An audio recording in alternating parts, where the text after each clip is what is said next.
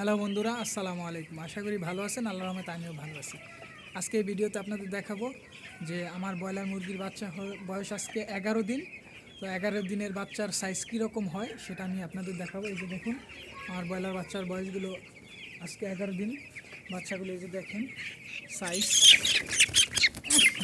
সত্যি দেখাচ্ছি।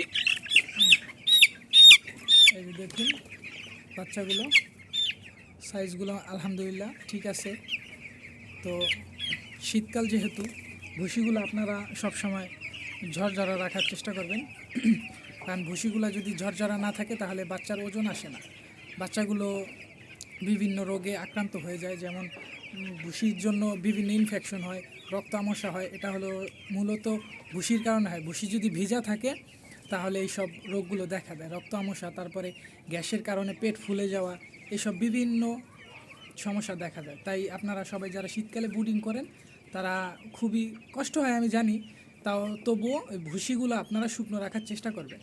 আর যদি ভুসিতে বেশি পরিমাণ গ্যাস হয়ে যায় তাহলে ইউকা একটা ঔষধ আছে, যেটা আমি আপনাদের দেখাতে পারবো এখনই, দাঁড়ান দেখাচ্ছি। তো এই যে ইউকা, এটা আপনারা দিতে পারেন। এটা আপনারা ভুসিতে স্প্রে করে দিতে পারেন এবং খাওয়ায় দিতে পারেন। খাওয়ানোর নিয়ম হচ্ছে গিয়া 10 লিটার পানিতে 1 ml করে দিবেন। এটা সকালে দিবেন অথবা রাত্রে দিবেন। আর যদি ভুসিতে স্প্রে করেন, স্প্রে করলেও ভালো হয়। আমি স্প্রে করি এবং খাওয়াই দুটোটাই। তো স্প্রে যখন করবেন 1 লিটার পানিতে 5 ml দিয়ে দিবেন। 1 লিটার পানিতে 5 ml দিয়ে আমরা ভুসিতে স্প্রে করে দেব, যাতে মুরগির গায়ে না লাগে সেটা খেয়াল রাখতে হবে। আর পানিতে, খাবারের পানিতে যদি মিশিয়ে দেন তাহলে 10 লিটার পানিতে 1 ml, ঠিক আছে। তো আপনারা এই ইউকাটা ব্যবহার করতে পারেন গ্যাসের জন্য, এতে মুরগির গ্যাস লাগে না।